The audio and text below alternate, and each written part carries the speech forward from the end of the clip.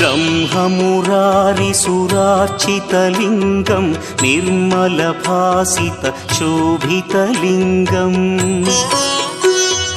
जन्मज दुःखविनाशकलिङ्गं तत्प्रणमामि सदा शिवलिङ्गम् देवमुनिप्रवरार्चितलिङ्गं कामदहन करुणाकरलिङ्गम् रावणदर्पविनाशकलिङ्गं तत्प्रणमामि सदा शिवलिङ्गम्